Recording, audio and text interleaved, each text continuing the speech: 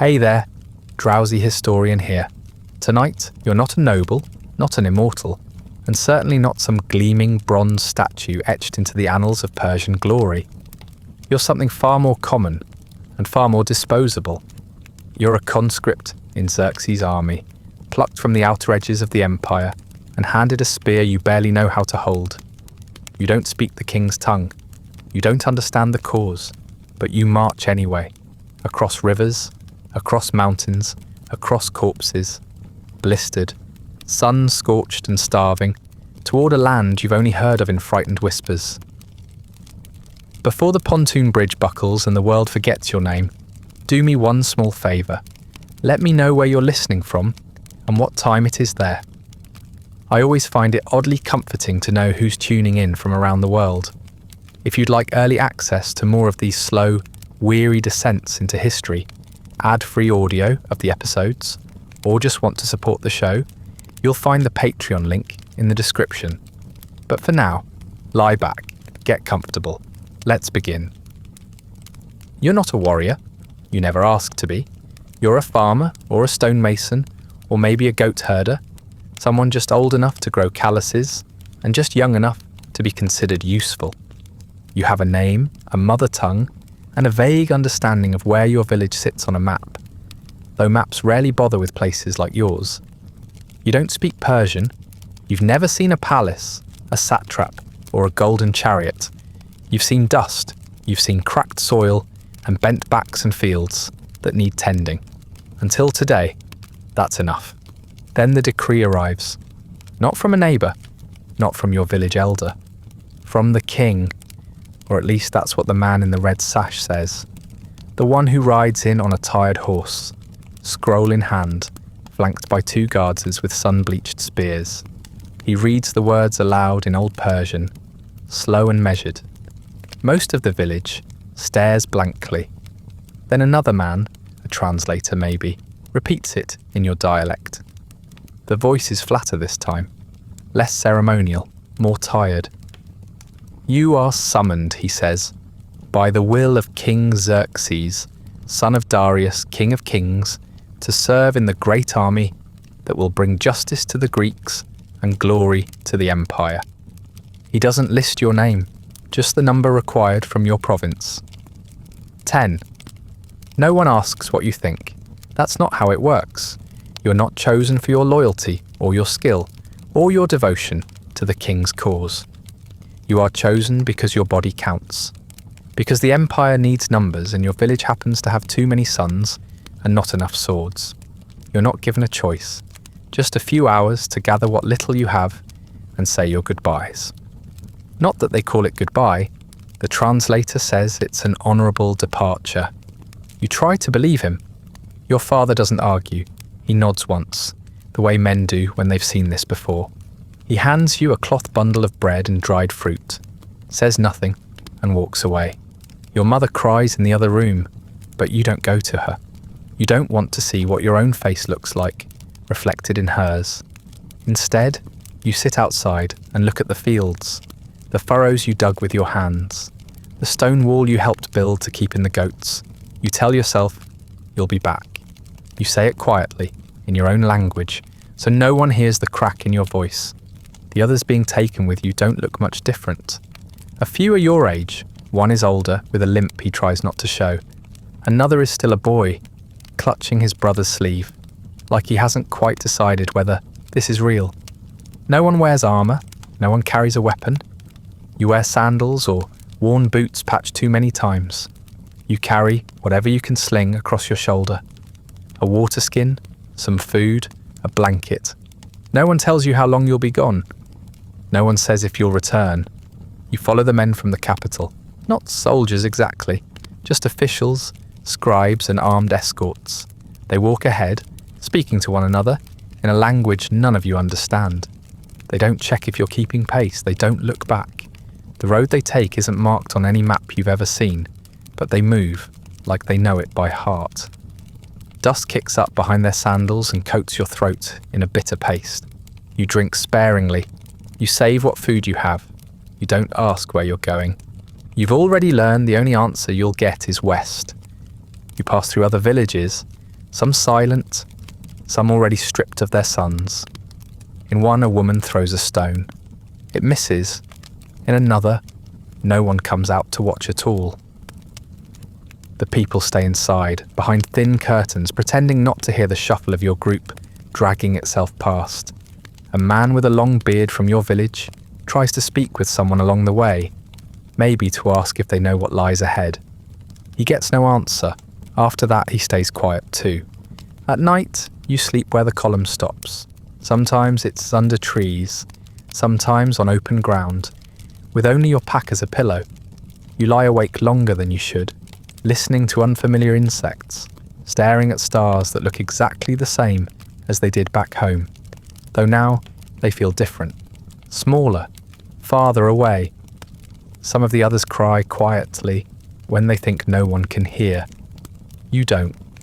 Not because you're brave, just because you haven't admitted yet that you're not coming back. You eat sparingly, bread hard enough to chip a tooth, a few olives, water that tastes like old leather. You begin to understand the men beside you by smell rather than speech, their sweat, their fear, the sour scent of someone who vomits from exhaustion behind a bush. You help him up. You keep walking. It doesn't feel noble. It just feels necessary. Days pass, you lose count. Your feet ache from walking, blistered and raw. The soles of your sandals wear through. You wrap them in cloth. You drink less than you should because you're not sure when the next well will come. One man, the limping one, disappears during the night. No one asks questions. Maybe he ran. Maybe he died. Maybe he just gave up. Either way, no one stops the march to look for him. Eventually, you reach a larger road, paved and ancient, a vein running through the empire. There are more men here, dozens, then hundreds, all headed in the same direction. Some carry weapons, others wear bits of armour. Most like you are unarmed, sunburned and silent. You see men with braided beards, curled hair, dark eyes and pale skin. Men with tattoos and animal furs. One group speaks in short, sharp syllables that sound more like barking than speech. Another chants as they walk, rhythmically, as though it helps them remember who they are. You don't chant. You don't want to draw attention. Eventually, the officials lead you to a flat clearing beside a small outpost, little more than a wall and a few tents. You're herded into lines. A scribe asks your name, your village, your province. He writes something down on a scrap of parchment you don't get to see. Then you're given a round copper token stamped with a mark you don't recognise. You're told to wear it on your belt. It's your proof of service, your identification, your only connection to the record that says you exist. You hold it in your hand. It feels heavy. The night before departure, you hear shouting from one of the tents. A fight breaks out. No one intervenes. One man stumbles out with blood running down his nose and disappears into the dark. The guards don't chase him. One of them laughs. It's not a nice laugh. The next morning, they wake you before dawn. A horn sounds, low and hollow. You stand, legs aching, and gather your things.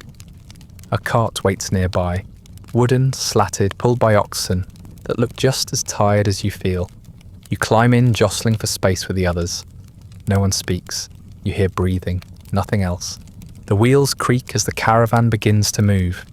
You don't know where it's headed, only that it goes west. You glance behind you, not to see home. You haven't seen home in days. Just to see something familiar, anything at all. But there's nothing. Just dust and the smell of men too long in the sun. You press your fingers around the copper token. It's warm from your skin. You tell yourself it means something. That someone somewhere knows you're here, but you already feel it. The fading. The blurring of who you were. You are no longer a shepherd, no longer a stonemason, no longer a son. You are a soldier, or something close enough. And the king has use for you. The camp appears on the horizon like something unnatural, a disorderly forest of canvas and smoke, sprawling outward in all directions, ringed by ditches, tents and waste. You expect some kind of gate, a wall, even a checkpoint. Instead, you are absorbed into it like runoff in a flood.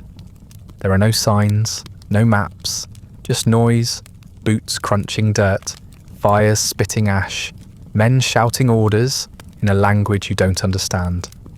The sun bakes everything. The air smells like sweat, charcoal and old meat. And underneath it all, the sharp stench of something rotting. Maybe a mule carcass, maybe not. You're not told where to go. Someone gestures. You follow. A line forms not because it's ordered, but because people have figured out they're supposed to wait. You stand there with your pack over one shoulder and your copper tag on your belt, watching a man at the front get handed something long and wooden. A spear, chipped at the shaft. The head wrapped in leather to keep it from slicing the quartermaster's fingers. When your turn comes, you're given the same. The man doesn't ask your name. He doesn't even look at your face. He grunts, shoves the spear into your hands, and gestures to move along. You don't know how to hold it. It's heavier than you expect, rough where the varnish has peeled, and slightly crooked. It smells like someone else's sweat. You fumble with it for a moment, shifting it between your palms as you look for a grip that doesn't make your fingers ache. A man behind you snorts. You keep walking. You're led to a wide clearing trampled flat by hundreds of boots. Dust hangs in the air like fog. In the centre, a man with a bronze-scale vest paces in front of a group of nervous-looking conscripts, barking instructions in Old Persian. His voice is sharp, clipped, angry. No one moves. He repeats himself louder. Someone makes a vague, unsure gesture with their spear. The man stomps over, slaps him in the back of the head, and shouts again. Everyone else begins to mimic the movement. You do the same. No one corrects you. That doesn't mean you're doing it right. For the next hour, you learn nothing. You are not taught how to parry. You are not shown formations. You are not given lessons on balance, on pacing, or when to thrust. You are told to hold your spear forward and to march in step. That's it. When you fail, the instructor hits you with a rod. When you ask a question, or try to, he frowns like you've spat on his sandals. He doesn't speak your language. You don't speak his. The only thing you share is silence when your body finally starts to understand the rhythm of the drills, at least enough to avoid the rod. They don't feed you until sunset. A bowl of barley mash, a strip of something that might be lamb, and lukewarm water served from a cracked amphora that smells like iron.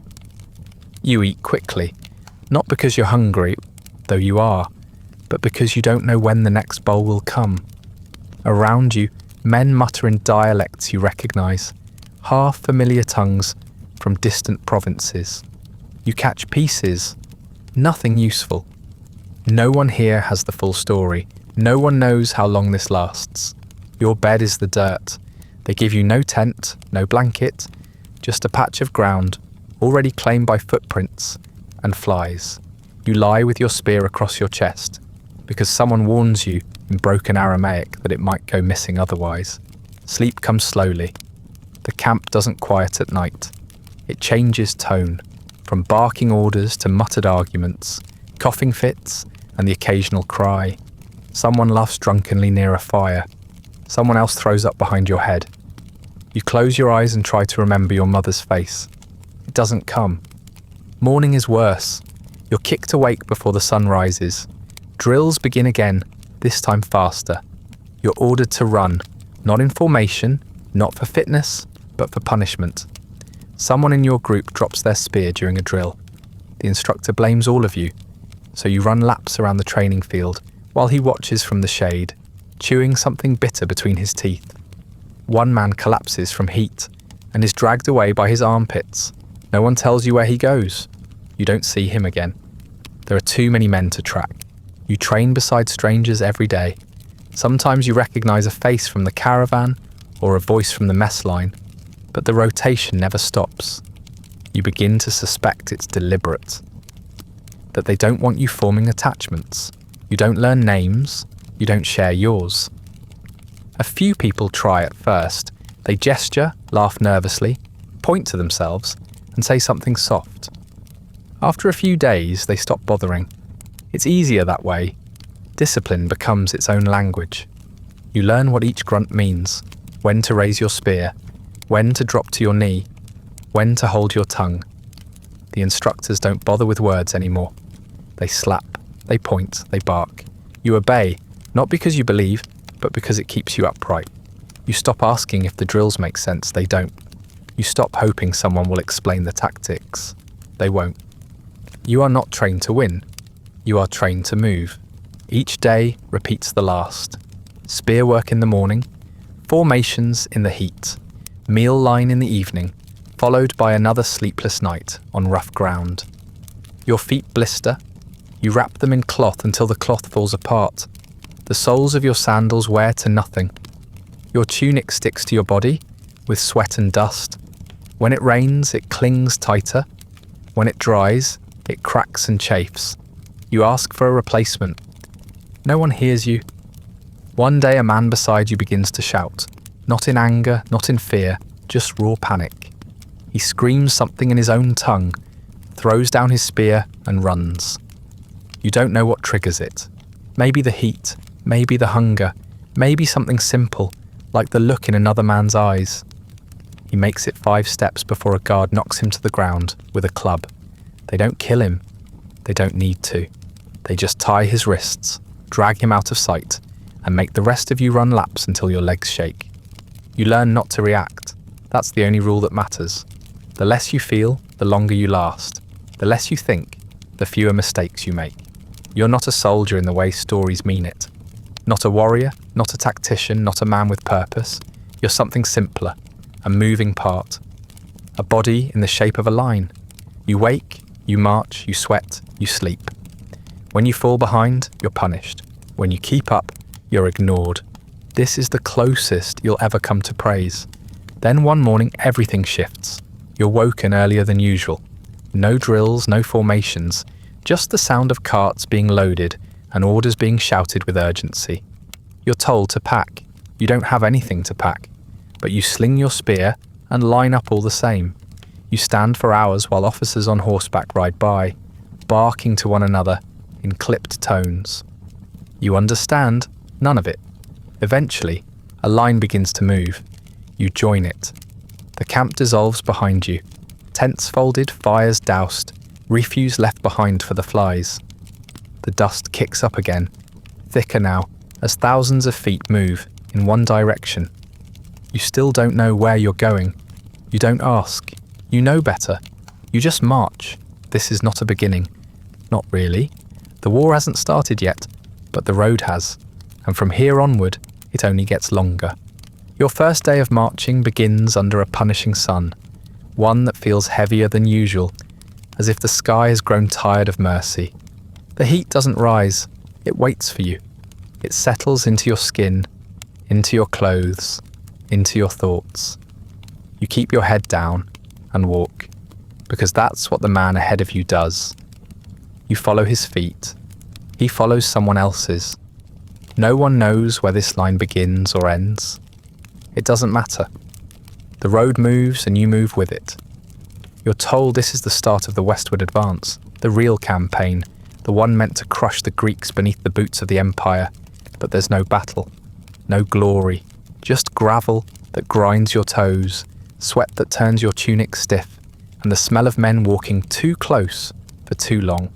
You taste dust in your mouth with every breath. You breathe through your nose, then your mouth. Then stop bothering. It's everywhere. It lives in your teeth now. The terrain changes gradually. The path dips and rises, sometimes between cracked hills, sometimes through fields of tall grass. In some places, the road turns to mud. In others, to loose stone that slips beneath your feet. You see ruins, burned villages, abandoned shrines. You don't ask what happened to them. You already know. Everything in the empire either joins or gets flattened, and most of what you pass looks flattened. The men around you change too. At first, you're surrounded by familiar faces, the ones who trained beside you, who stood in line for water, who shared silent, half-conscious nights on the edge of camp. Then they begin to blur, replaced by new shapes and colours and smells. You see men with dark skin painted in white lines, their shields adorned with unfamiliar animals. They march with slow confidence, spears held loose at their sides. You see others who look like hunters, pale and wiry, wearing furs and necklaces of teeth, their eyes always scanning the horizon as if they're expecting to be ambushed. Some ride shaggy horses, most walk. A few don't wear shoes at all. You hear a dozen languages every day, none of them sound like yours. Some are sharp and fast, others slow and stretched like hot wax. You pick up pieces, orders, curses, names, but they never stay long in your head. Every time you think you understand something, it shifts again. Even the way men laugh is different. Even silence sounds foreign. There is no shared language, only a shared hunger. You eat whatever the quartermasters give you, a mix of dried meat, millet cakes, and something sour they insist is preserved fish. You don't argue. You choke it down, drink what water you can, and move on. The water's usually warm by the time you get to it, and the ladle smells like the last man who used it. You try not to think about what he might have had in his mouth. Blisters bloom on your feet by the second day. By the fourth, they've broken. You wrap them in rags and keep walking. Your back aches. Your shoulders burn from the weight of your pack. Your legs cramp at night. You don't rest long enough to recover. You march again in the morning and feel the ache deepen, settle, become a part of you. A few men fall behind. They're punished or abandoned. You learn to keep pace even when it costs you. The heat gives way to cold at night, and the cold gives way to dew that soaks your clothes and makes your fingers numb by dawn. Sometimes you're given tents, canvas stretched over splintered poles. You share with 5, 6, sometimes more. You never know who you'll be sleeping beside. One night, it's a man with a laugh like a bird call. The next, a snorer who stinks of raw onions and hasn't spoken once in 4 days. You lie awake between their bodies, pressed shoulder to shoulder, listening to breathing, coughing, the rustle of lice in tunics. You close your eyes. Sleep doesn't come. Not really, only flickers. You see signs of the empire everywhere, stone markers etched with the king's name, scribes on horseback, making notes with bored expressions, supply wagons with crests from provinces you've never heard of. The world begins to feel impossibly large, and you impossibly small within it. You are not part of an army. You are one speck in a migrating continent of men. You are not marching toward war. You are being consumed by something that already began long before you arrived. Sometimes a village offers food. A priest waves incense as you pass. Children stand at a distance, eyes wide, silent. You feel their stares but don't return them. You don't want to see what they see. Other times, the people hide. You see empty windows, half-closed doors, footprints that vanish into brush. You never find out why. You don't stop long enough to ask. Disease follows close behind. A man in your column vomits blood and collapses. He's carried off the road and left under a tree. No one speaks of him again. Another shakes in his sleep, teeth grinding against each other until they crack. The medics, if that's what they are, smear something on his forehead and move on. He stops shaking by morning. You don't ask whether that means he's recovered or dead. Your days blend. You march, you eat, you try not to die, you repeat. You begin to recognize things by rhythm rather than meaning. The way the horns sound at dawn. The clatter of armour as it's strapped to someone who actually gets issued it. The brief moments when the road crests a hill and you see the column stretching behind you, further than your eyes can follow. It makes you feel something, awe maybe or dread, but you don't dwell on it. You don't have the energy to dwell. Occasionally you're told to stop. No reason is given. You sit by the roadside and try to massage the ache from your calves. You drink if you have water. You eat if there's anything left in your pouch.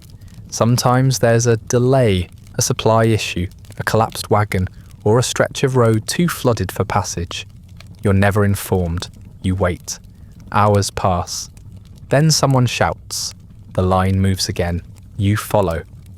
After what feels like weeks, though you've lost track of days entirely, you arrive at a place the officers call Sardis. It doesn't look like much. just another sprawl of tents and dust, but the men around you say it's important. A staging point, a resting ground, the last stop before the army truly becomes an army. You don't know what that means, but you nod along. You're directed to a new camp.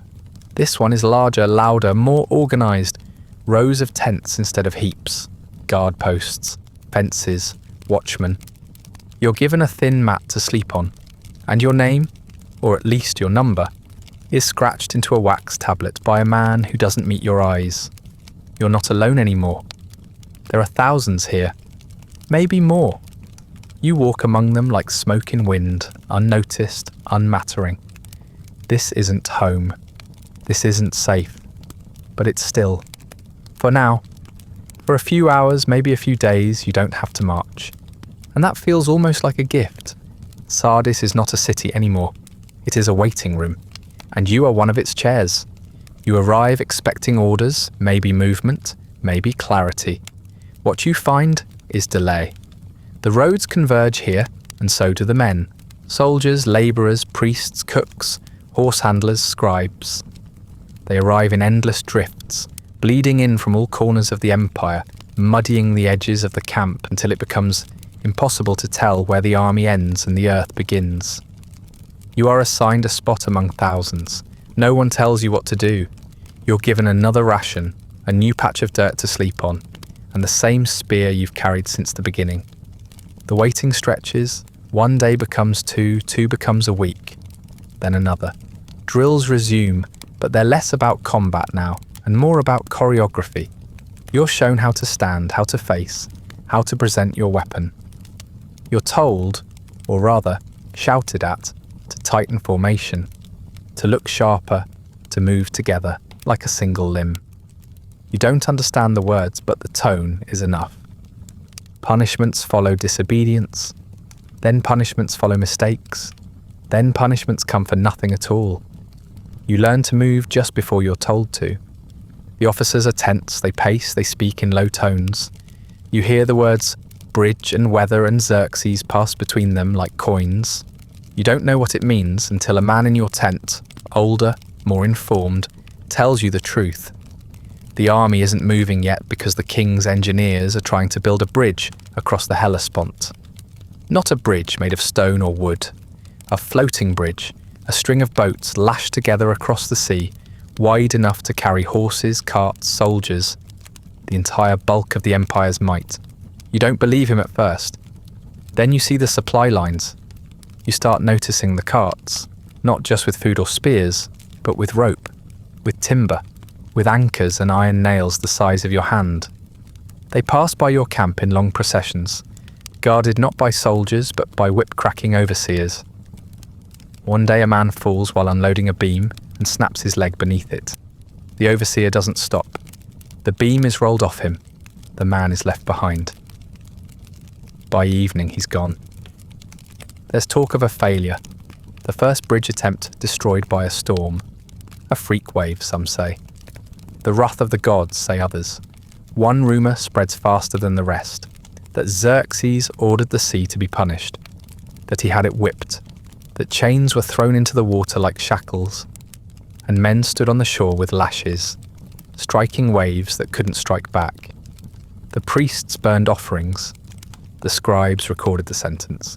You want to laugh when you hear it. No one does.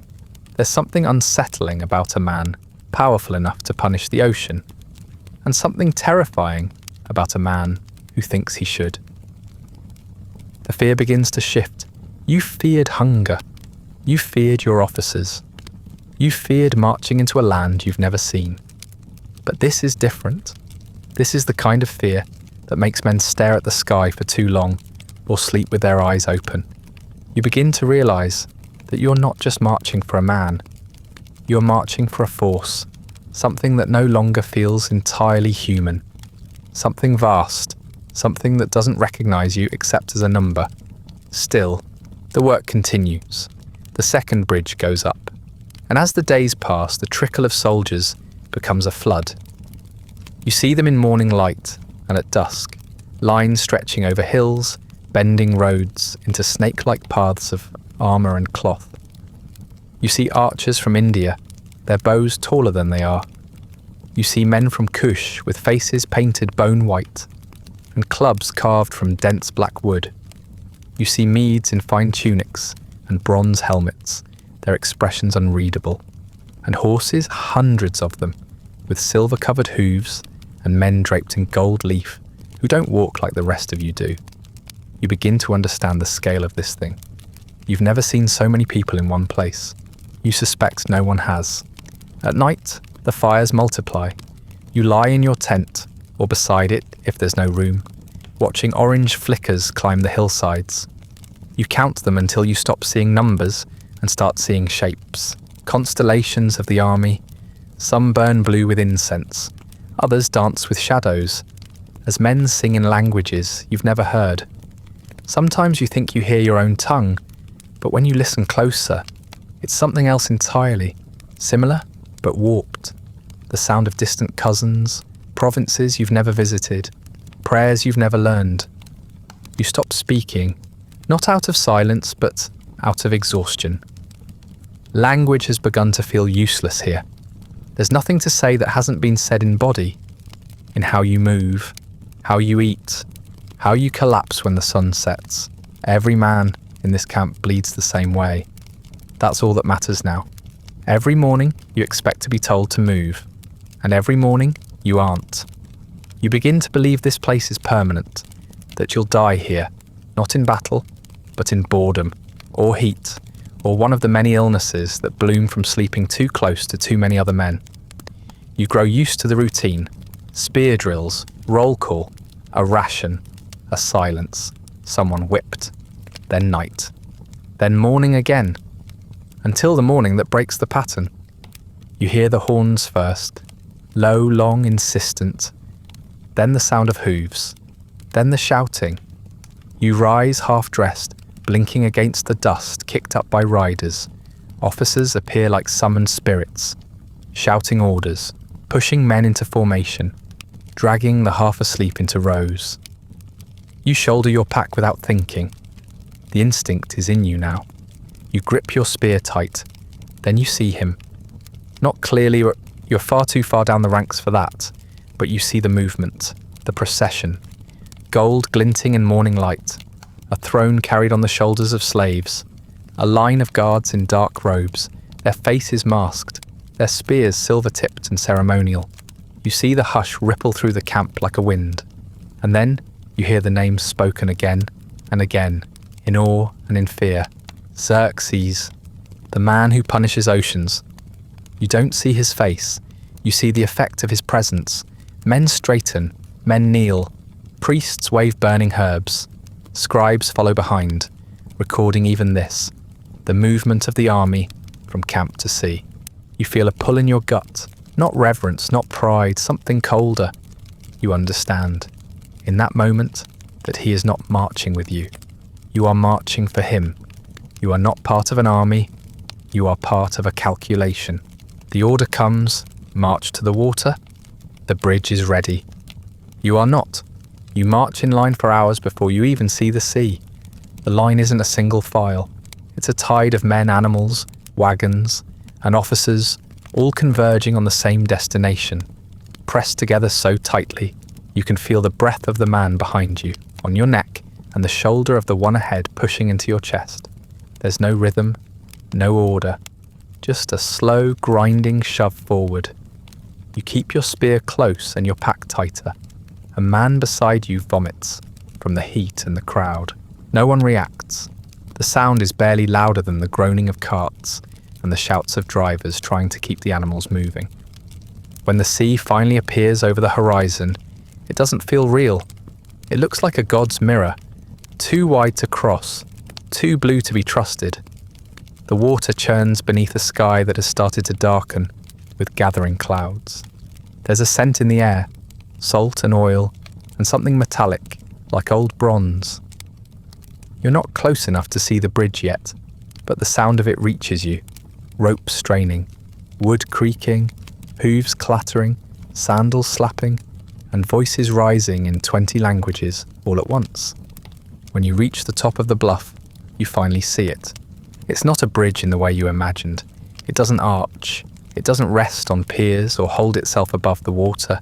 It floats, boat after boat, lashed together with thick hemp rope and anchored to the seabed, with enough iron to build a fortress. Wooden planks stretch across them in rows, laid flat and wide, secured with iron pegs. It shouldn't work, but it does. You see men walking on it.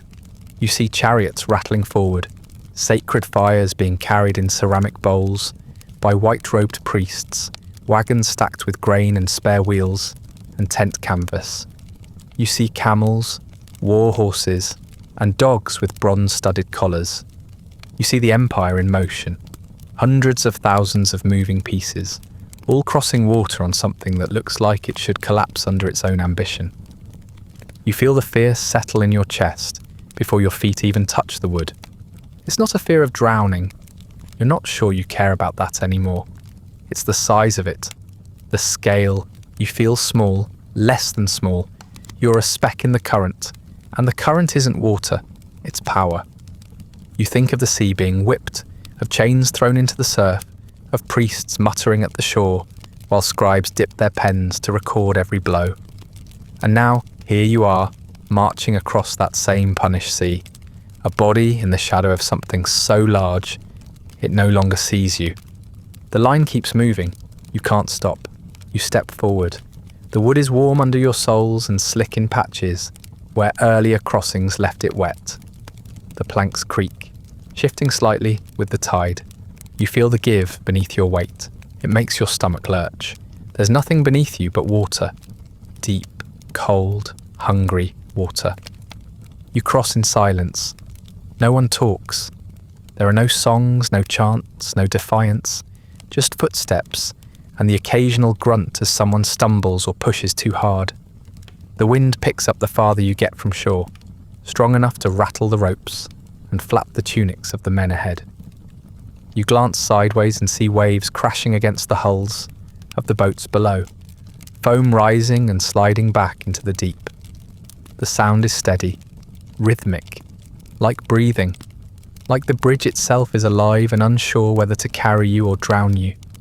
Ahead, the crossing seems to go on forever. Behind, the shore is already fading into haze. You don't know how long the crossing is, a mile, two, more? Time loses shape out here. You try not to look down, but sometimes you do. And you see the water through the cracks between planks, black and restless. It moves differently from the ground. It never tires.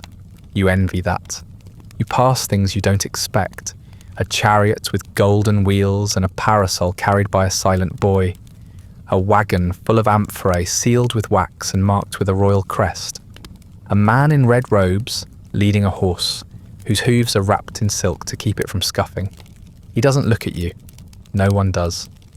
The bridge is wide enough for 4 carts across, and somehow still not wide enough for dignity.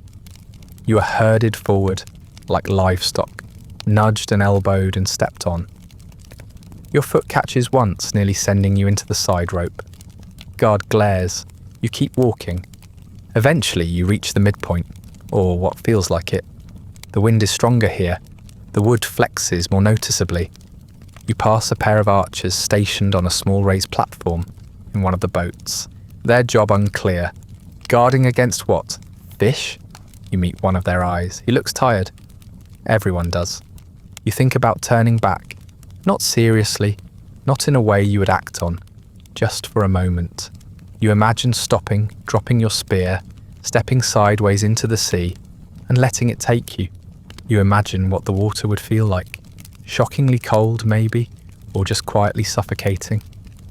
You think about how many others must have thought the same thing. You wonder how many did more than think. Then your foot lands on solid earth again.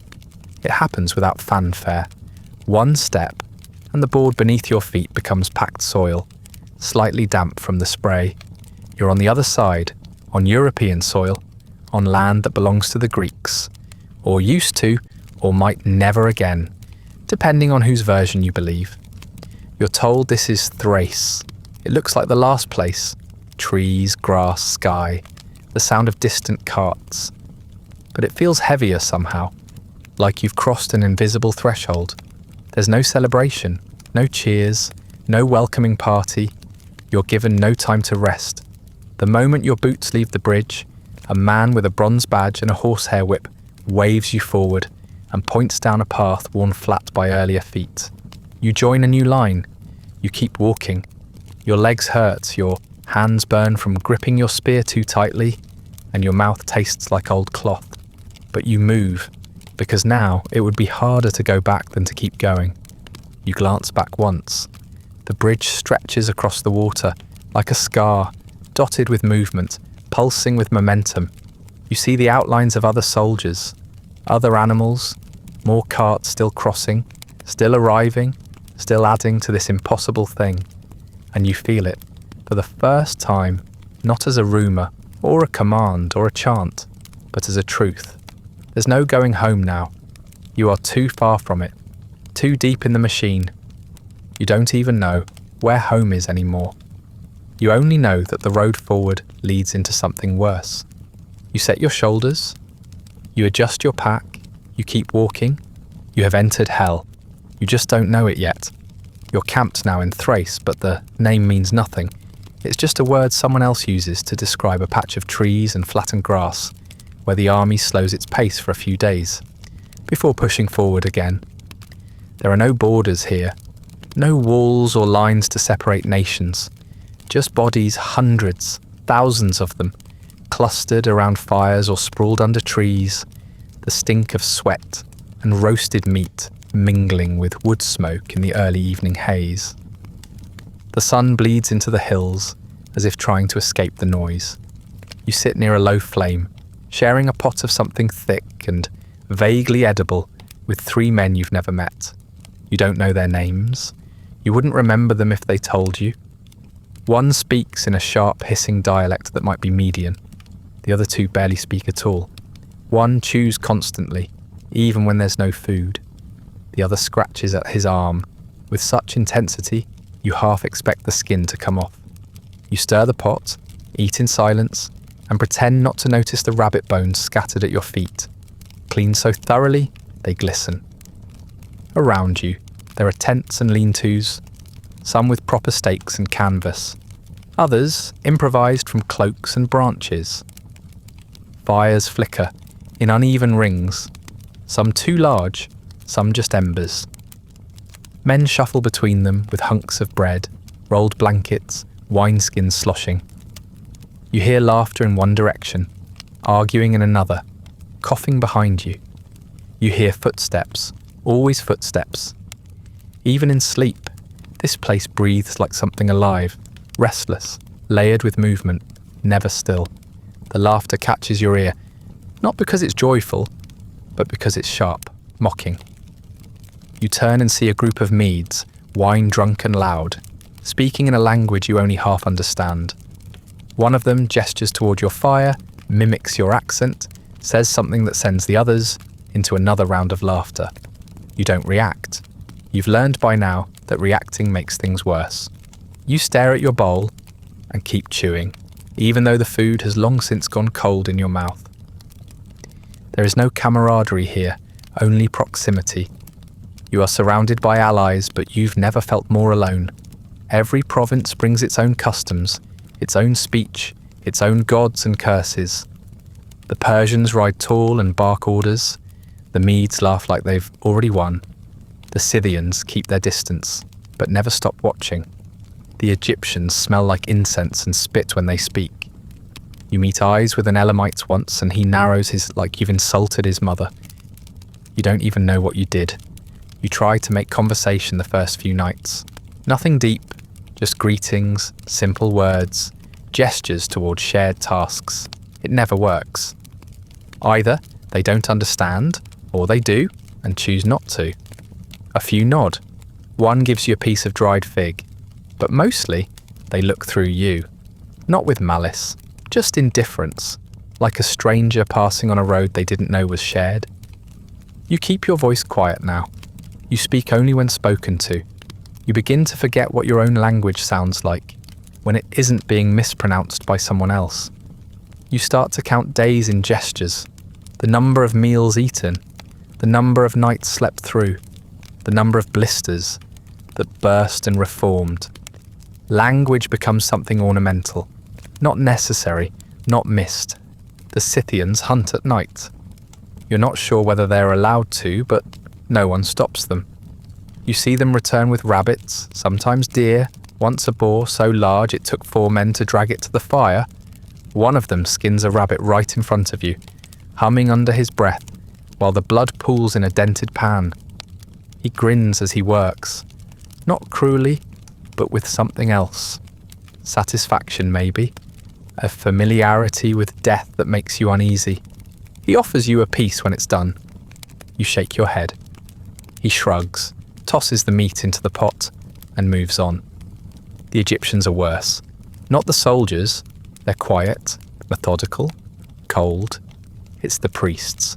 They set up their own corner of the camp, burn fragrant herbs, mark the ground with chalk lines no one else is allowed to cross. You approach once, hoping to fill your water skin at the communal basin they've claimed. A priest with painted eyes steps in your way and raises his hand. You try to speak. He waves you off like an insect. You back away without understanding what you've done wrong. Later, someone says they believe your presence pollutes their rituals. You're not offended. You're just tired. You stop trying to find familiarity. You sleep with your spear near your chest now. Not because you expect an ambush, but because it gives your hands something to do. Something constant. The only familiar face is a man from your training camp, a stonemason from somewhere east of where you were born. You don't speak often, but sometimes you nod at each other, and it feels like recognition. One night, he shares a crust of bread with you. The next, you give him the flatter half of your blanket. Neither of you says thank you. There's no need. When new units arrive, the camp swells. It feels like the ground itself shifts to accommodate them. Entire detachments roll in on wagons, trailing smoke and sand and faces too clean to have marched. Horses bray and dig at the earth. More languages fill the air. Officers ride along the edge of the camp, shouting assignments, rearranging lines, handing out orders. No one outside their tongue can understand. You don't ask where the newcomers are from. You don't ask why they're here. You barely register them now. They're just more strangers who will take up space and leave nothing behind when they're gone. One morning a fight breaks out over a goat. You don't know who started it. A Nubian with a red feathered band strikes a Babylonian over the carcass, and soon it becomes a blur of fists, shouting, and blood. It ends quickly. A Persian cavalry officer rides in, dismounts, and beats one of the men with the flat of his blade, until he doesn't move anymore. The others scatter. The goat is left behind, half-skinned, flies already gathering. No one speaks of it afterward. The dead man is buried without ceremony. The goat is eaten. At night, the wind cuts through the trees. You lie awake, listening to the branches creak above you and the whispers of men who don't know your name. You stop expecting kindness. You stop expecting anything. The only constant is the marching, the distant promise of forward movement. You dream of walking. You wake up sweating, your feet twitching as if trying to escape the dirt. Then finally, the call comes. It doesn't arrive with drums or fanfare, just a quiet chain of relayed words passed from one group to the next. A gesture, a nod, an officer pointing toward the road. The army's moving again, east to west, toward the mountains, toward the pass, toward Greece. The road ahead is worse than the last. You tell yourself otherwise, because that's what you need to believe. But your feet know the truth. The stones beneath them shift now, loose and sharp, cut from hills that crumble with every cart that passes. The mud isn't just mud anymore. It's sludge from 30,000 feet mixed with excrement, blood, and the soft pulp of vegetation trampled flat into rot. The land doesn't want you here. The road recoils under your weight. Still you march. You head deeper into the Balkans. The hills grow steeper, the air thinner, the trees dense and crooked like they're listening. The sun gets shy, hiding behind grey clouds that offer no relief. Just gloom, just drizzle, just damp that soaks your cloak, until it clings like a second skin. You climb switchbacks carved into cliff faces. You ford rivers chest high and fast enough to sweep your legs if you lose focus. You slip. You curse. You keep moving. There is no rest now. Just forward. You are told this is a holy war. The priests say the king fights with the blessing of Ahura Mazda. They say the Greeks are arrogant, rebellious, ungrateful. They say the land you march through will soon be Persian by right. You are told this often, not because it's true, but because they're afraid you'll forget. Officers chant it like a prayer. Scribes record it on tablets. Priests carry sacred fires in ceramic pots, as if light alone will make the mud part beneath your feet. You do not feel holy. You feel hungry. Rations shrink as the army stretches. Bread comes half-moulded. The meat is mostly bone. Water grows cloudy and tastes faintly of whatever it touched last, rust, ash, rot. You begin to ration sips like their prayers. You chew slowly, not for discipline, but because swallowing too quickly makes your stomach turn. A man behind you eats a leather strap from his sandal. No one laughs. You've all considered it. Then come the bodies. The first few you understand. Accidents, a broken neck from a fall, a mule that kicks, a man who walks too close to a wheel and gets crushed like a beetle. But soon there are more. Too many. Men who simply sit down on the side of the road and never get up. Men who fall forward and don't move. Men who scream at night, incoherent, then go quiet by morning. You're told it's dysentery. You're told it's starvation. You're told it's cowardice. You're told many things. You begin to stop listening. One night, a man in your tent begins to shake. His teeth chatter until one breaks loose. He soils himself. You help hold him down until he stops moving.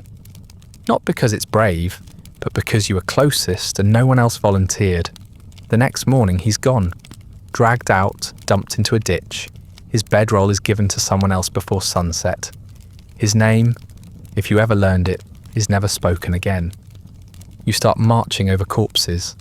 At first, they're buried beside the trail. Then they're not. You step around them when you can. When you can't, you step over. One leaks, one moans, one reaches a hand up and claws weakly at your ankle. You don't stop. You don't even flinch. You just keep your eyes forward and pretend you didn't feel it. You ration your breath while climbing hills. It becomes an unconscious pattern. Inhale for 4 steps, exhale for 4 more. Your lungs burn, your legs throb, your feet split at the soles, blisters open, bleed and reform in slightly different shapes. You wrap them in cloth until the cloth turns black. You change it with scraps torn from your tunic. You stop noticing the pain. Not because it goes away, but because it becomes everything.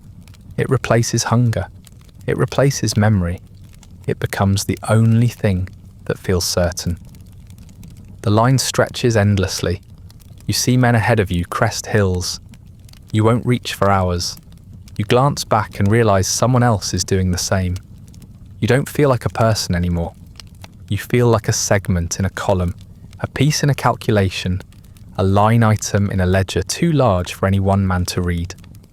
The officers have stopped shouting. They no longer try to motivate. They just point.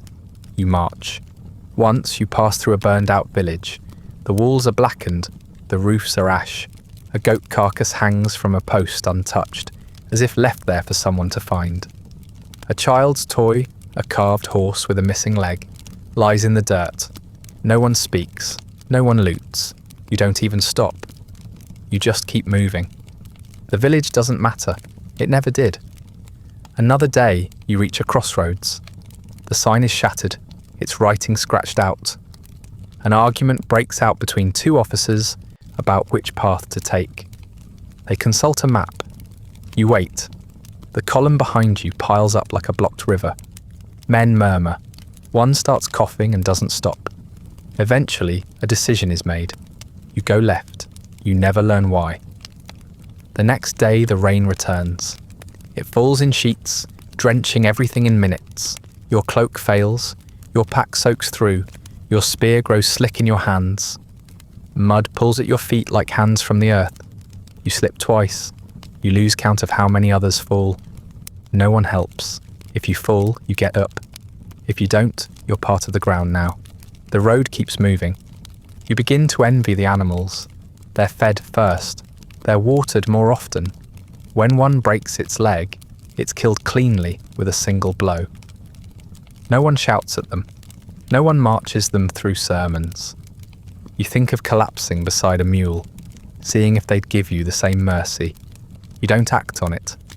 Not because of hope, that left days ago, but because your legs won't stop moving. They no longer ask permission. At night, fires burn low and close. No songs, no dice, no conversation.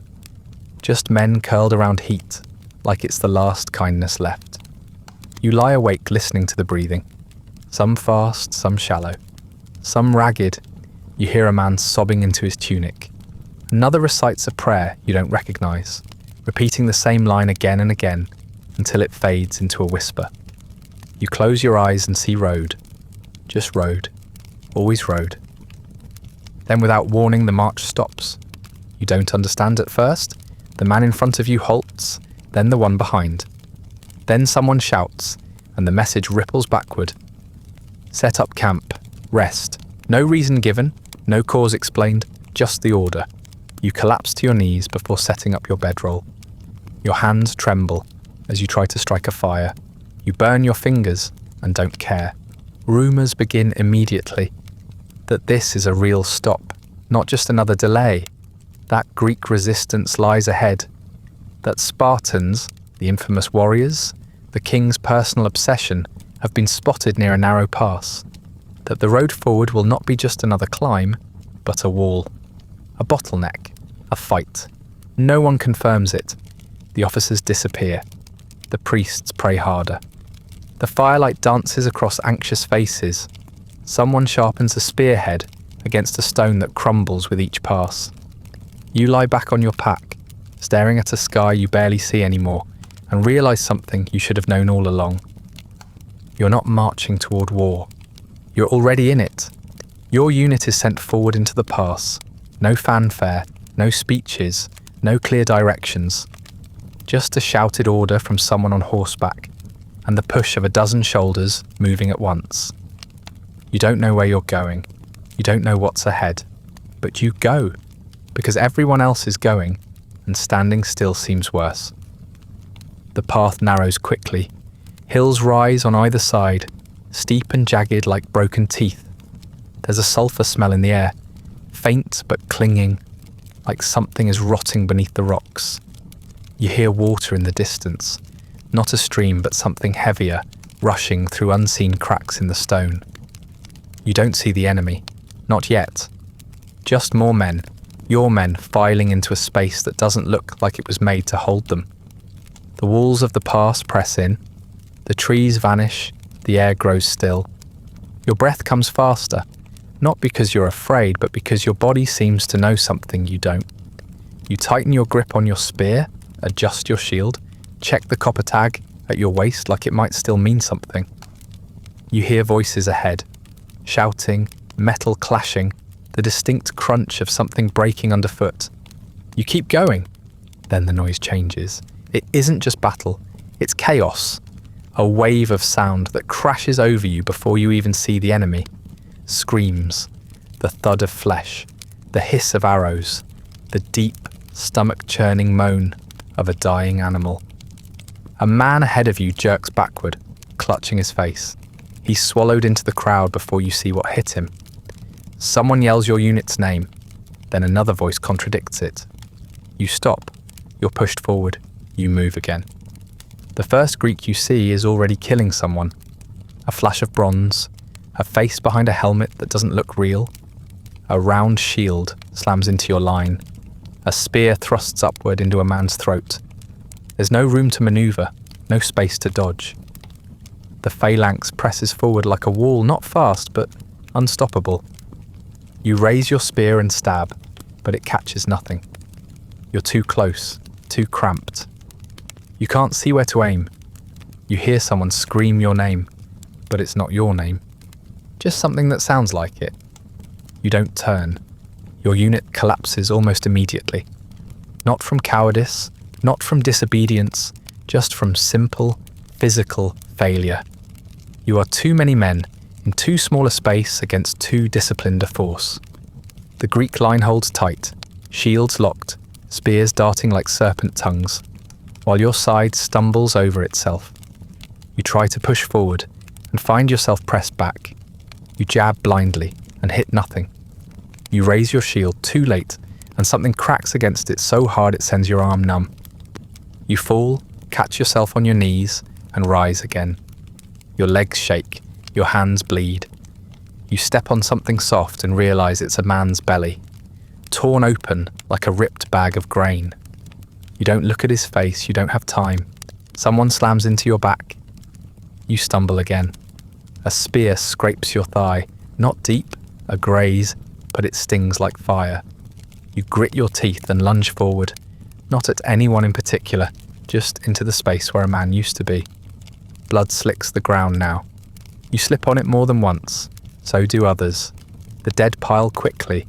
Some cry out, others twitch. One clings to your ankle, confused, thinking you're someone else. You shake him off. Not cruelly, just quickly, just necessarily. You hear another order, but the voice is lost in the noise. A horn blows. You're not sure if it means advance or retreat. Either way, you push forward. You don't see officers anymore. You don't see flags or formations, just faces, just hands, just steel and wood and bronze flashing in the light. A Greek crashes into your line and vanishes again, like a wave. You follow instinct, not strategy. You stab, block, shove, kick. You lose your footing, regain it. Step over a corpse that looks like someone from your training unit. You can't remember his name. You think he shared dried dates with you once. You step on his chest and keep moving. The pass becomes a slaughterhouse, not just in blood, but in atmosphere. It feels tight, wet, hot. You can't breathe properly.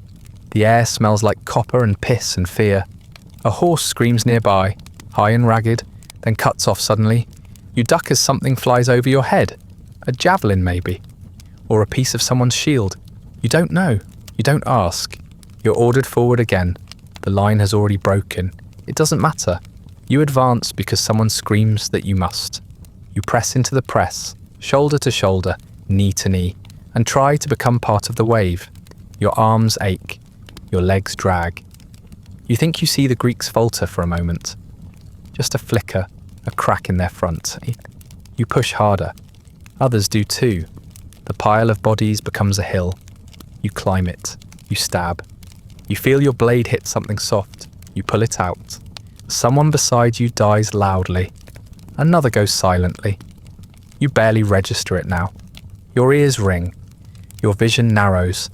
Your mind folds in on itself. You're no longer part of an army. You are a single organism, driven by the raw need to not be the next one to fall. You are not winning. You are surviving. Then just as quickly as it began, it stops. Not everywhere. Just near you. The enemy pulls back, not in retreat, but in rhythm. You hear a horn, a different one. Then another. You collapse to your knees, panting, spear tip dull and slick in your hands. Your shield is cracked. Your left arm trembles uncontrollably. You don't remember dropping your pack. You don't remember losing your knife. You don't even remember the last few minutes. Just flashes, sounds, faces. Around you, men sag. Some fall, some sit and stare. Some vomit. A few pray, whispering through bloodied lips. One walks in a slow circle, murmuring a name you don't recognize. Another rips the arrow from his leg without screaming, then passes out cold. You try to speak, but cough instead. Your throat burns. Your lips are cracked. Your body feels wrong. Light, like you're floating. The Greeks retreat. You collapse just beyond the mouth of the pass, legs folding beneath you like wet cloth, hands skinned raw from crawling over rock and bodies. Your arms don't work the way they used to. Your shield is gone. Your spear lies somewhere behind you. maybe still clutched by the corpse you tripped over last. You're covered in blood, not your own, mostly, and something else that smells worse. You think it's bile, or brain. You stop trying to identify it. There's no point. Someone shouts for you to move, but their voice is distant, hollow, like it's coming from the bottom of a well. You try to sit up. Your spine protests. Your legs don't respond at all. A man steps over you, then another. No one stops. No one helps. You understand. Everyone's in the same condition. Too broken to carry someone else's weight. Too afraid to stop moving. If you don't get up soon, you'll be left behind. Again. You manage to rise eventually. Slowly. Everything aches. Some parts don't even ache. They just feel numb. Like your nerves gave up trying to report the damage. You don't know how many men made it out of the pass. You don't know how many went in. All you know is that there are fewer now. A lot fewer. And none of them walk tall. They call it a victory. That word passes from officer to officer like a relic, held up for morale like a half-burnt scroll. You are told the Greeks have retreated, that the way is open, that the king's forces have proven their superiority. You don't feel superior. You feel like a man who has stepped through fire and come out soaked in ashes. You feel like meat that got lucky. There is no celebration, no cheers, no parades. The camp smells like rot and looks worse. Tents have collapsed or been trampled. Supplies are scattered. Half the fires are out, and the other half burn low, like even the flames are too exhausted to rise. Men sit with their heads in their hands, not sleeping, just existing. One stares into a helmet that no longer has a top. Another is digging a shallow trench with a broken plank, not for orders, just because he can't stop moving his hands. You are given food. It tastes like dust. You swallow it anyway. A healer looks at your shoulder and rubs something sticky into the bruise. It stings. He says something in Persian. You nod like you understand. You don't. You think he told you to keep the wound dry, or that you'll die, maybe both. He moves on before you can ask. At night the infections start. You hear the sounds first, groaning, gasping, the sick, wet cough of lungs filling with something they shouldn't. Then the smell follows, sweet and sharp, like overripe fruit dipped in iron. One man has a spear wound to the stomach. He's still alive, but barely. He begs for water. They give him wine instead. It doesn't help. He dies before dawn, teeth clenched, eyes wide. Another man has a gash along his thigh. It goes black at the edges. He doesn't last much longer. There's no ceremony for the dead. You dig holes if you have the strength. If not, you drag the body away from the tents and let the ground take it. A few are burned, not out of reverence, but necessity. The smell of death draws animals. The officers don't want animals. They want silence, clean ground, marching feet. You help bury one man you barely knew, a soft-spoken conscript who used to rub his hands together before every meal like he was washing off guilt. You don't remember his name. You only remember his cough and the way he pressed his copper tag into your palm just before he died, like you could do something with it. You still have it. You don't know why. Then come the punishments. The officers return, now with more confidence, their voices louder, clearer, angrier. They want order. They want obedience. They want examples. One morning, a line of soldiers is assembled before sunrise. You're among them. No one says why until you see the Mede. He's bruised, stripped to the waist, arms tied behind him. He tried to desert during the fighting, or maybe afterward. The details don't matter. He didn't return. That's enough. They nail him to a tree, not metaphorically, not symbolically, literally. Hands stretched, feet bound. Nails driven through bone while he grits his teeth hard enough to break one. He doesn't scream, not right away. When he does, it's thin and high and unnatural, the kind of sound that doesn't belong in daylight. The officers don't flinch, neither do the priests. One of them even blesses the execution, as if the tree will carry his soul faster to judgment. You are told this is justice. You are told the army cannot tolerate disloyalty. You believe them, not because it makes sense, but because it's easier than believing you might be next. After that, the camp quiets, not peacefully, fearfully. Men move slower, speak less. A joke that might have drawn a chuckle before now lands flat, met with blank stares or silence. You stop looking people in the eye. You sleep with one hand on your spear, even when your fingers cramp around the shaft. You learn not to ask questions. You learn not to notice things. Noticing makes you a witness. Witnesses don't last long. Then the orders come. No explanation, no grand announcement. Just the same as always, passed from voice to voice until it reaches you in the form of a barked command. Prepare to march. Again. Where? Athens. That's what they say. Athens, the prize. Athens, the goal. Athens, where the Greeks will finally crumble. You don't know how far it is, you don't ask. The pass is behind you now. So is the blood, the smell, the screaming. You're told to forget it, to treat it as a step on the path to greatness.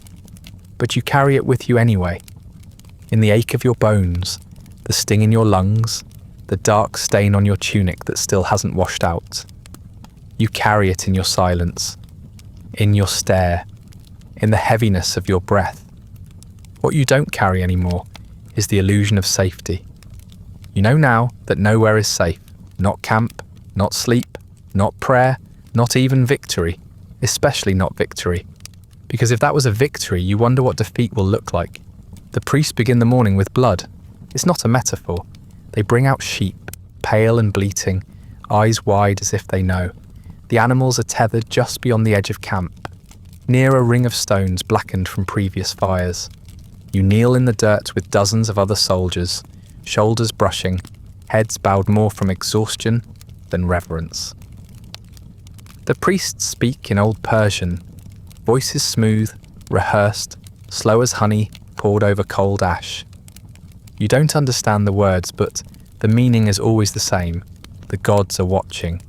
The gods demand answers. The gods will tell you what comes next. You start to believe it. Not because you found faith, that's long gone, but because it begins to feel true in a way logic doesn't. You see signs everywhere now. Shapes in the clouds, bones that crack in just the wrong way, a crow that lands near your fire and watches you for a full minute before flying off with something shiny in its beak. You take that as a bad omen. You don't know why. No one taught you what to look for, but it feels bad. The priests read the entrails with grim expressions, poking at organs, murmuring to one another, nodding as if the fat of a sheep's liver contains strategic insight. They smear ash on their robes and draw symbols in the dirt. You catch glimpses of the shapes. They mean nothing to you, and that's part of the fear. Not knowing, always not knowing. You wait for someone to translate the god's will into orders you can march behind. Eventually someone always does. You try to sleep that night and fail. The ground is too wet, the air too heavy. You dream in fragments, the sea swallowing your camp, waves the size of mountains rolling in from the west. You stand on the shoreline with your feet sinking into sand, unable to move, unable to shout. In the dream, the water takes you quietly. No struggle, no breath, just darkness. You wake with your hand clutched around your own throat. The next morning, a lightning strike hits a supply cart 50 paces from where you sleep. The noise splits the air in half, turns night to white for a blink, and leaves your ears ringing. The cart erupts in flame. 2 men are killed instantly. Another survives long enough to stagger away, arms seared to the bone, face blank with shock before he collapses. The priests say it is a sign. They say it is a warning. They say it is the gods cleansing the path ahead. No one believes them, but no one argues. The burned bodies are gone by noon. You stop praying, not out of defiance, just futility. You've recited the same words so many times they've lost shape in your mouth. You speak them now out of habit, like chewing bark. Sometimes you forget to finish. Sometimes you forget to start. It doesn't seem to change anything. The sky remains the same, vast, mute and distant. But belief doesn't disappear entirely. It mutates. You start watching for signs in different places. Not the ones the priests point to, but the ones that feel more honest. A dead rat lying belly up outside your tent. A woman's name carved into a tree trunk in a language no one can read. A dog howling just before the order to march. You don't know what they mean, but you start noticing them anyway. You keep a tally in your head. Bad, worse, maybe neutral. The men around you begin to do the same. You see talismans appear, bones strung on twine, bits of coloured cloth, feathers tied to spear shafts. No one talks about them. No one dares call them what they are, but you see how eyes linger on them, how hands brush against them before battle. You see how the priests notice and say nothing. Even they seem unsure now. The weather turns. The wind picks up from the sea, harsh and dry, scouring the inside of your nose with every breath. It brings with it the taste of salt, and something deeper, something wrong. You see birds flying inland in great black clusters. You see tents torn from their stakes. You see officers shouting to no one, orders lost in the gale.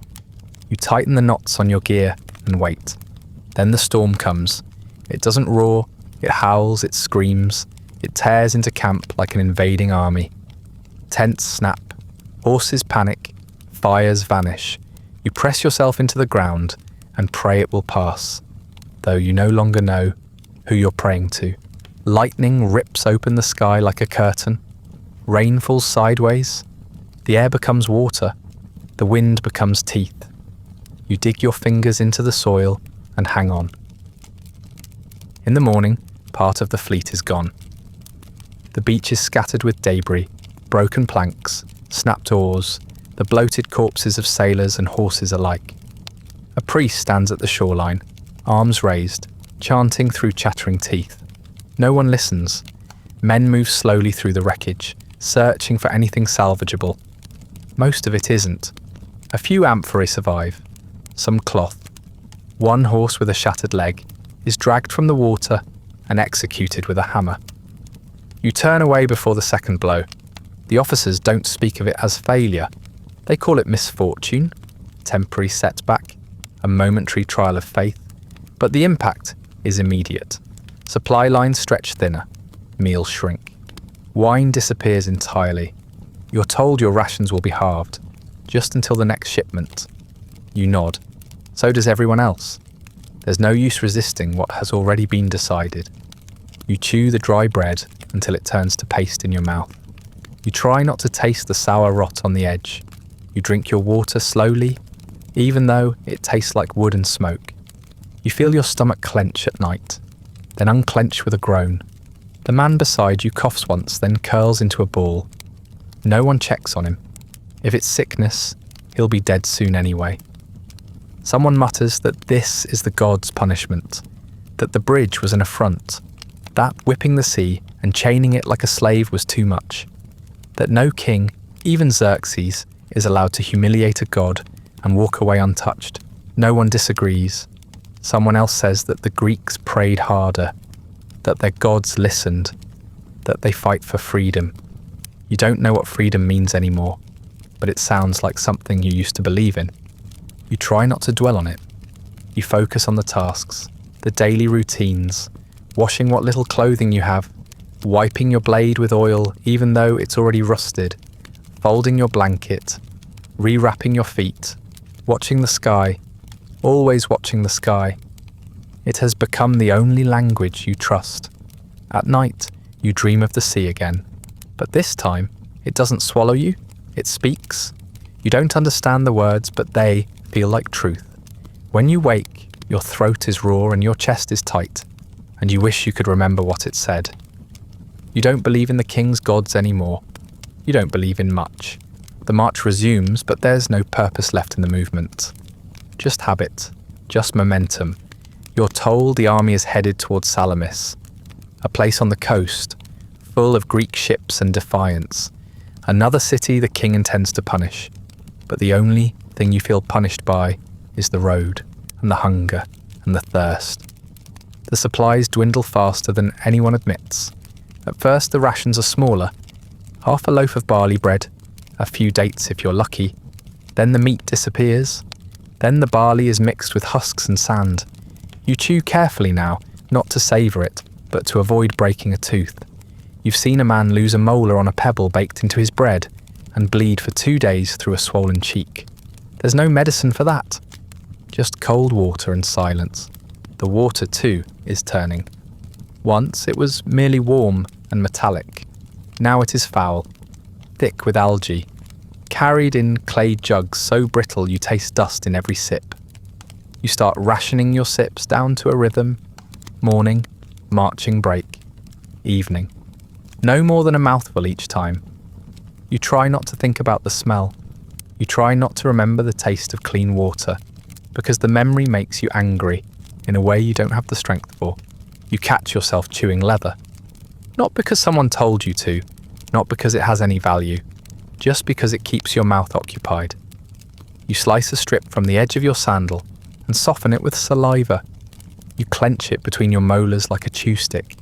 It tastes like dust and foot oil and dry rot, and you chew it anyway. Others do the same. You see them gnawing on belts, straps, even their own fingers, just to feel something moving between their teeth. Discipline unravels quietly. No one shouts mutiny. No one throws down their spear and runs. But you see it in other ways. Men walking slower, dragging their feet, ignoring orders.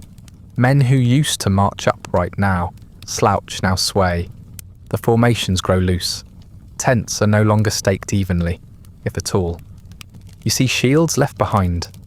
A sword buried shallow in the dirt, like its owner, couldn't be bothered to carry the weight anymore. You don't pick it up. You already have too much. Then someone is caught stealing figs. It's not dramatic. No chase, no knife fight. Just a soft man with a sharper nose than the rest, rooting through a supply wagon when he thinks no one is watching. But someone is always watching. A cart driver sees him. Word spreads. The man is dragged in front of an officer with blood on his boots and a voice like broken stone. There's no trial, no chance to explain. Just a gesture, and the crowd forms around him. They stone him. Not quickly, not cleanly. It takes time to find stones, time to gather enough men to lift their arms and throw them. You watch it happen. You don't want to. You try not to, but you do. His face caves in by the fourth strike. He keeps moving after that. You lose count. When it ends, no one speaks. No one even disperses. The men who threw the stones don't feel powerful. They look sicker than the rest of you. One man wipes his eyes and walks away without his spear. You walk past the corpse the next day. It's been stripped. Boots, belt, even teeth. Flies have claimed what's left. The stench hangs in your nostrils for hours. You don't gag. You've smelled worse by now. Your stomach doesn't even flinch. Whispers begin to spread through the ranks, soft and nervous, traded over fires that burn low to avoid notice. Entire units have disappeared, they say, slipped into the mountains during the night, taken food, weapons, even mules, escaped. The officers deny it, of course. They say those units were redeployed, sent ahead, repositioned. You don't believe them. No one does. You've seen the gaps. You've counted fewer faces around the fire. You've seen tents left standing with no one to claim them. You think about it more than once, slipping away, into the dark, into the hills, into silence. You even mark a possible route one night, just in case, but you don't go. Not because of loyalty, not because of fear, but because your legs wouldn't carry you far enough. You know your limits now. They end somewhere just past the next hill. So you stay. You see men fake illness. They limp, groan, clutch their stomachs. Some are convincing, some aren't. It doesn't matter. The medics are too tired to argue. One man vomits into his own blanket, then curls up beside it and pretends to shiver. He's left behind. You see him watching the column pass, half hiding behind a fallen log. When you look back the next day, he's gone. You envy him, not because he's free, but because he doesn't have to march anymore. You start measuring your own pain differently now, not by how bad it is, but by whether it could get you out. Your knee gives you trouble. You wonder if a twist would do the trick. You picture falling, just wrong enough to be carried off. You imagine the weight of your pack lifting from your shoulders. The silence, the stillness, the absence of orders. But you don't fall, you keep moving, one foot, then the next. You no longer think about where you're going. You think about the friction of your tunic under your arms, the sound of your own heartbeat, the sting in your eyes when dust kicks up and clings to the corners. You live in inches now, not miles. You live in the space between blinks. You see madness creeping in, not the dramatic kind, not screaming or thrashing, just small things. A man who won't stop humming under his breath. A man who talks to his own shadow. Another who refuses to eat, even when food is in front of him. One man carves shapes into his shield, over and over. Not runes, not words, just lines. You ask him why once. He doesn't answer. He just keeps carving. No one intervenes. No one has the strength. You get used to the muttering, to the stares, to the way eyes look right through you now. You're not soldiers anymore. You're husks in a procession, slowly being stripped of anything resembling thought. Then on the seventh day without rest, the sea appears again. It's distant, a thin blue smear behind the haze. You don't cheer, you don't even blink. It just becomes another part of the scenery. You're told this is Salamis. You're told the Greeks have gathered here. Their fleet waits offshore. Another battle looms. Another moment of glory. Another chance to die in a place you've never heard of. For a king who's never seen your face. You hear drums that night. War drums. Deep, slow, echoing through the camp. Officers walk with straighter backs. Horses are cleaned. Spears are sharpened. Fires burn a little higher. You hear chanting again. Old chants, practiced and proud. The kind they sang back at Sardis, when men still believed this march meant something. You do not chant. You sit by the fire with dry lips and empty hands, watching the sparks drift up into the dark, like souls looking for somewhere else to land. You eat what's given. You drink what's left. You don't speak. You don't sleep. You wait, because the road hasn't ended. It just changes shape.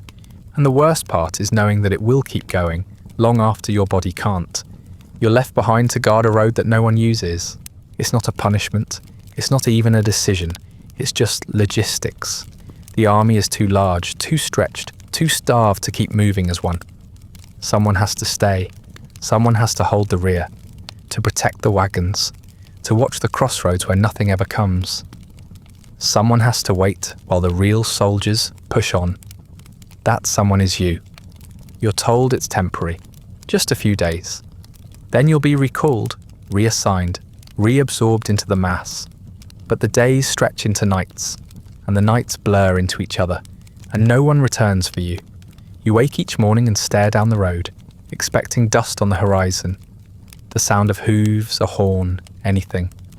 Nothing comes, just the wind, just the stillness, just the heat. You're not alone. A few others are stationed with you, though calling them a unit would be generous. There's no cohesion, no order. Just a handful of exhausted men in battered tunics, too tired to speak, too numb to care. One has a cough that never stops. Another sleeps with his eyes half open. The last is a boy, barely old enough to grow a beard, who sharpens a knife every night, as if he's still preparing for battle that will never arrive. You pass the time however you can. You clean your gear, though there's little left to clean. You walk the perimeter, even though there's nothing to patrol. You sit under a tree and pick at the scabs on your knuckles. You count birds. You try to remember songs from your village and find that the words have vanished. You speak your own name out loud, just to see how it sounds. It doesn't sound like anything anymore. You are not there when Athens burns. You hear about it days later, from a wounded messenger on a half-dead horse. He tells you the city is aflame, the temples looted, the defenders scattered. He doesn't stop to answer questions. He barely stops at all. You watch him disappear down the same road you've been guarding, and then he's gone. You are not on a ship. You do not see the fire arrows streak across the sky. You do not hear the crashing hulls or the death cries of men drowning in the Aegean. You don't even know who wins. The rumours are contradictory. Some say the Greeks lost. Some say they won. Some say the gods themselves appeared on the waves. You stop caring which version is true. You are not a hero. You are not even a soldier anymore. Not really. You don't march. You don't fight. You just exist in the shadow of an army that has forgotten you, in the shadow of a king who never knew you, in the shadow of a war that no longer seems to require your presence. The boy with the knife stops sharpening it. The coughing man stops coughing. The one who slept with his eyes open disappears during the night. You don't look for him. Your body begins to fail, not suddenly, not dramatically. It happens in degrees. Your joints ache more each morning. Your knees crack when you try to stand. Your hunger disappears, replaced by a dull pressure in your gut. The wound on your leg, the one you thought had scabbed over, begins to smell sour.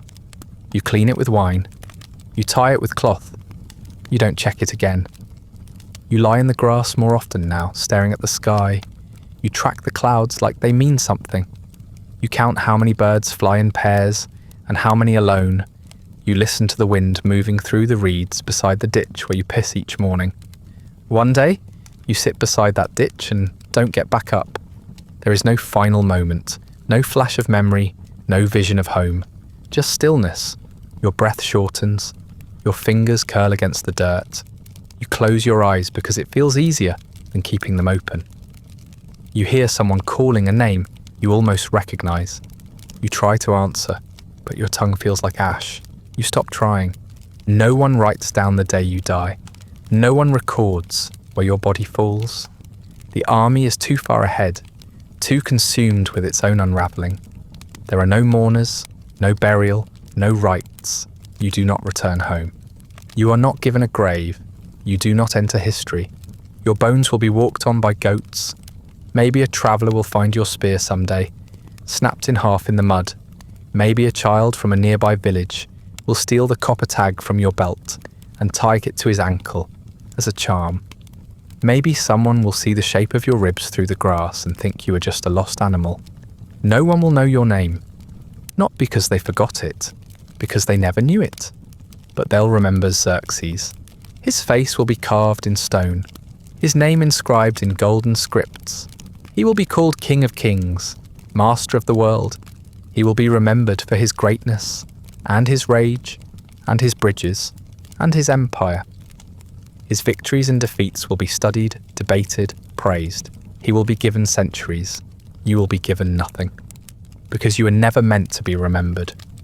You were meant to be used, burned like oil, broken like clay, folded into the shape of something bigger, then discarded when the shape no longer needed you. You were the arm that swung the sword, the foot that marched the mile, the stomach that stayed empty so the officers could eat. You were the number in the scribe's ledger, the shadow in the back of the formation, the dust. And when the war ends, it will be as if you were never there at all. That brings us to the end of tonight's march. Slow, blood-soaked and stripped of glory, like the last breath of a soldier no one ever intended to remember. If you're still awake, thank you for walking every step through mud, hunger and futility with a man who died in a ditch so a king could live forever in stone. If you'd like early access to more of these quiet, uncelebrated descents into the forgotten corners of history, ad-free audio of the episodes, or just want to support the show, you'll find a link to the Patreon in the description. Feel free to like, subscribe, or leave a comment with other forgotten corners of history you'd like to see covered. If you're listening on a podcast app, a rating or review helps others find their way to these stories. And special thanks to the supporters who make this show possible, including our chroniclers, Andrew S. and Amanda Lamke. Sleep well.